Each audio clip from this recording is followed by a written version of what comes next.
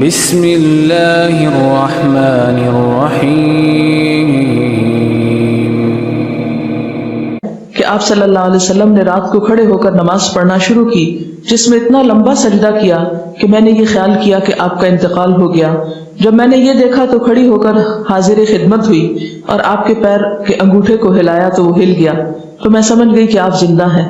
پھر کان لگا کر جب میں نے سنا تو سجدے میں آپ یہ دعا پڑھ رہے تھے: اے اللہ، میں پناہ مانگتا ہوں تیری معافی کے ساتھ تیرے عذاب سے، پناہ چاہتا ہوں تیری خوشنودی کے ذریعے سے تیرے غصے سے، اور میں پناہ چاہتا ہوں تیرے عذاب اور قہر سے، اور تیری معافی کے ذریعے سے تیرے عذاب سے پناہ چاہتا ہوں، اور تو اتنی خوبیوں والا ہے کہ میں ان کو گن نہیں سکتا اور نہ تعریف کر سکتا ہوں۔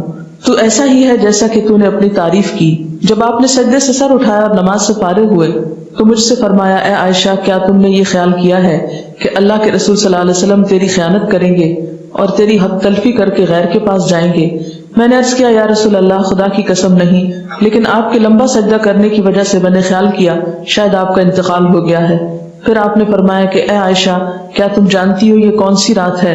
میں نے عرض کیا: اللہ اور اس کے رسول زیادہ جانتے ہیں۔ آپ نے فرمایا: شعبان کی 15ویں رات ہے۔ اس شب میں اللہ تعالیٰ اپنے بندوں کی طرف نظر رحمت سے دیکھتا ہے، معافی چاہنے والوں کو معاف کرتا ہے، رحم چاہنے والوں کو رحم فرماتا ہے، اور بغض رکھنے والوں کو ان کے حال پہ چھوڑ دیتا ہے۔ لیکن اس حدیث کی کوئی بھی اصل نہیں، یہ حدیث جو ہے درست نہیں اور اس پر اعتبار نہیں کیا جا سکتا۔ اسی طرح ایک اور اسی قسم کی حدیث جو عام طور پر آپ اخباروں میں پڑھیں گے اور بہت تحریروں میں ہائی لائٹ کر کے یہ باتیں لکھی ہوئی آپ کو ملیں گی، لیکن اس حدیث کی بھی کوئی حقیقت نہیں ہے۔ اور وہ کیا ہے؟ حضرت عائشہ نے بیان کیا کہ رسول اللہ صلی اللہ علیہ وسلم نے فرمایا کہ میرے پاس جبریل تشریف لائے تھے اور فرمایا: آج کی رات شعبان کی 15ویں رات ہے۔ اس رات میں اللہ تعالیٰ قبیلہ کلب کی بکریوں کے بالوں کے شمار کے برابر دوزخ سے لوگوں کو آزاد کرتا ہے۔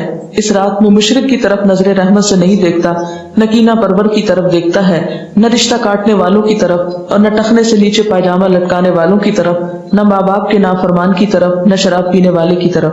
تو اس کی بھی کوئی حقیقت نہیں ہے، یہ بھی بالکل ایک من گھڑت سی حدیث ہے۔ لیکن چونکہ یہ فضیلت کے باب میں ہے اس لیے عام طور پر لوگ ان کو بے دریغ روایت کرتے رہتے ہیں۔ اسی طرح ایک اور موضوع حدیث انشاءاللہ علوم الحدیث آپ پڑھیں گے تو آپ کو اس کی پوری ہسٹری بتائی جائے گی۔ موضوع حدیث ایک اور بھی ہے کہ آپ صلی اللہ علیہ وسلم نے فرمایا: جو شخص 15ویں شعبان کی رات میں 100 رکعتیں پڑھتا ہے تو اللہ تعالیٰ اس کی طرف 100 فرشتے بھیجتا ہے، 30 اسے جنت کی خوشخبری دیتے ہیں، 30 اسے آگ کے عذاب سے امن دیتے ہیں اور اسے دنیا کی بلاؤں سے دور رکھتے ہیں، اور 10 اسے شیطان کے دھوکے سے دور رکھتے ہیں۔ یہ بھی بالکل من گھڑت حدیث ہے اور ناقابل اعتبار۔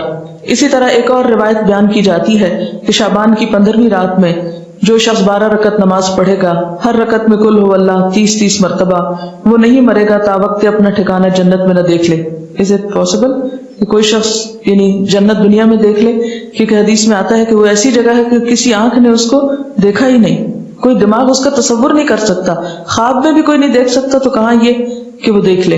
یہ بالکل من گھڑت سٹوری ہے اور ناقابل اعتبار، اور اس کی سفارش اس کے گھر کے 10 جہنمیوں کے بارے میں قبول کی جائے گی۔ آپ خود سوچیں ذرا اس کی حقیقت پر کہ ایک شخص ساری زندگی 5 وقت نماز پڑھتا ہے، صدقہ خیرات کرتا ہے، جھوٹ سے بچتا ہے، حرام سے بچتا ہے، اس کے بارے میں تو کوئی ایسی خوشخبری نہیں سنائی گئی، اور کہاں یہ کہ ایک شخص ایک رات میں کھڑے ہو کر ایک رکعت میں 30 دفعہ قل هو اللہ پڑھ لے اور اس کے لیے اتنی بڑی بشارتیں کہ وہ دنیا میں ہی جنت دیکھ لے اور 10 گھر والوں کو بچا لے کہ جن کے بارے میں جہنم کا فیصلہ ہو چکا۔ یہ بات تو عقل بھی نہیں مانتی، کہاں یہ کہ اس کے اوپر دین کے اعتبار سے کوئی اعتماد کیا جا سکے۔ پھر اسی طرح ایک اور موضوع حدیث ہے: شعبان کی 15ویں تاریخ کا روزہ 120 سال کے روزے کے برابر ہے۔ یہ بھی مشہور ہے بات، اور یہ بالکل جھوٹ بات ہے، یعنی 60 سال گزشتہ زمانے کے اور 60 سال آئندہ کے، اور یہ چیز بھی قابل اعتبار نہیں۔ تو جو صحیح روایات سے ہم کو پتہ چلتا ہے شعبان کے بارے میں وہ کیا ہے کہ اس مہینے میں روزوں کی فضیلت ہے، یعنی ایک برکت والا مہینہ ہے، رمضان کی ابتدا ہے، رمضان کی تیاری ہے، اور کثرت سے نفلی روزے رکھنے چاہیے۔ ہاں، 15 شعبان کے بعد نفلی روزوں سے بھی روکا گیا ہے تاکہ رمضان کے لیے کمزوری نہ ہو اور رمضان کے روزے چھوٹنے کا اندیشہ نہ ہو۔ ایک آیت جو عام طور پر اس رات کے بارے میں قرآن پاک سے کوٹ کی جاتی ہے وہ سورۃ الدخان کی یہ آیت ہے، انا انزلناہ فی لیلۃ مبارکۃ انا کنا منذرین فیہا یفرق کل امر حکیم امرا من عندنا انا کنا مرسلین رحمتا من ربک انہ هو السمیع العلیم۔ ترجمہ ہے اس کا، بے شک ہم نے اسے برکت والی رات میں اتارا ہے، بے شک ہم خبردار کرنے والے ہیں، اس میں بانٹا جاتا ہے ہر حکمت والا کام ہمارے پاس کے حکم سے، بے شک ہم بھیجنے والے ہیں تمہارے رب کی طرف سے رحمت، بے شک وہی سنتا جانتا ہے۔ یہ آیات مکہ معظمہ میں نازل ہوئیں، واقعہ معراج سے قبل نازل ہوئیں۔ اس وقت 5 وقت نماز بھی فرض نہیں ہوئی تھی، روزے ویسے ہی 2 ہجری میں فرض ہوئے، اور مکہ میں بقی نام کا کوئی قبرستان تک نہ تھا، لہذا جو یہ بات مشہور کی گئی کہ اس رات میں فیصلے ہوتے ہیں، اور حضور صلی اللہ علیہ وسلم سے وہ ایک بہت بڑی روایت منسوب ہے کہ آپ صلی اللہ علیہ وسلم بقی والوں کے پاس رات کے وقت گئے اور وہاں پر آپ نے ان کے لیے دعائے مغفرت کی، تو اس کی کوئی بھی حقیقت نہیں ہے۔ بات یہ ہے کہ یہ آیت کیا بتاتی ہے، اس کی وضاحت دیکھیے، اس میں کیا لکھا ہے۔ پہلے یہ بتا دوں کہ اس آیت کے بارے میں لوگوں نے یہ مشہور کر رکھا ہے کہ یہ 15 شعبان کے بارے میں ہے۔ یعنی سورۃ دخان کی یہ آیتیں عام طور پر آپ دیکھیں کہ ٹیلی ویژن میں 15ویں شب کو مختلف پروگرامز کے شروع میں کوٹ کی جاتی ہیں، پڑھی جاتی ہیں، اور لوگوں کو اس آیت کے ریفرنس سے یہ بتایا جاتا ہے کہ یہ 15 شعبان ہے، حالانکہ اس آیت کا نزول کب ہوا؟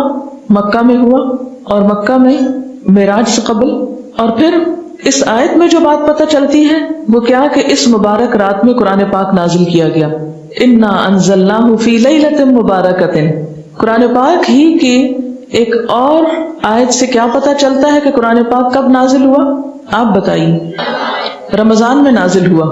سورۃ البقرہ کی آیت شہر رمضان الذی انزل فیہ القرآن، کہ رمضان وہ مہینہ ہے جس میں قرآن پاک نازل کیا گیا۔ پھر وہ رات شعبان میں کیسے آ گئی؟ پھر دوسری بات یہ ہے کہ سورۃ القدر کے شروع میں کیا آتا ہے؟ انا انزلناہ فی لیلۃ القدر، اور لیلۃ القدر کون سی ہے؟ وما ادراک ما لیلۃ القدر، لیلۃ القدر خیر من الف شہر تنزل الملائکۃ والروح فیہا باذن ربہم من کل امر سلام ہی حتی مطلع الفجر۔ ہمیشہ سے آپ کو معلوم ہے کہ اس سورت کی جو تفسیر کی جاتی ہے وہ کیا ہے کہ یہ کس رات کے بارے میں بات ہے؟ لیلۃ القدر کے بارے میں۔ اور لیلۃ القدر کیا شعبان میں ہوتی ہے یا رمضان میں؟ رمضان میں۔ اور رمضان کی کون سی رات ہوتی ہے؟ اس کے بارے میں تاکید سے نہیں بتایا گیا کہ کون سی رات، ہاں آخری عشرے کی رات ہے۔ اور اس کی تفصیل کہاں سے پتہ چلتی ہے؟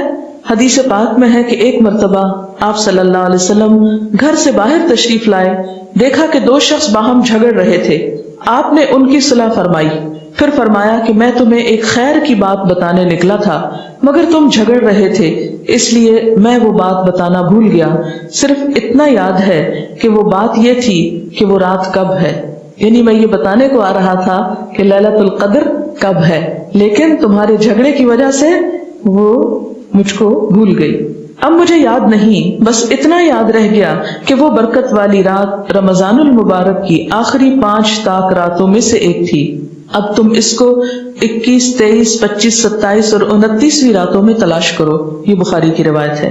آپ صلی اللہ علیہ وسلم اس رات کو پانے کے لیے رمضان کے آخری عشرے کا اعتکاف فرمایا کرتے تھے، یہ بھی بخاری کی روایت ہے۔ تو اس سے کیا پتہ چلتا ہے کہ لیلۃ القدر، قدر سے مراد کیا ہے؟ ایک تو قدر و قیمت کے معنوں میں آتا ہے، دوسرا قدر سے مراد تقدیر بھی ہے کہ تقدیر کے فیصلے اس رات میں ہوتے ہیں، نہ کہ 15 شعبان کی رات کو۔ اور پھر آپ دیکھیں کہ اس میں ان آیتوں میں جو میں نے آپ کے سامنے سورۃ الدخان کی پڑھی ہیں، ان میں آتا ہے فیہا یفرق کل امر حکیم۔ فیہا سے مراد کیا ہے؟ اس رات میں یفرق تقسیم کیے جاتے ہیں، کل امر سب کام، حکیم حکمت والے، یعنی ہر قسم کے فیصلے اس رات میں فرشتوں کے حوالے کیے جاتے ہیں، ان کو دے دیے جاتے ہیں۔ تو اس سے بھی کیا پتہ چلتا ہے کہ سورۃ الدخان کی یہ آیت 15 شعبان کے بارے میں نہیں ہے بلکہ لیلۃ القدر کے بارے میں ہے، جس میں قرآن پاک بھی نازل ہوا اور جس میں لوگوں کی قسمتوں کے بھی فیصلے کیے جاتے ہیں۔ اگر آپ کو میری یہ ویڈیو اچھی لگی ہو تو پلیز میرے چینل کو سبسکرائب کریں، لائک کریں اور بیل آئیکن کے بٹن کو دبانا مت بھولیے گا۔ شکریہ۔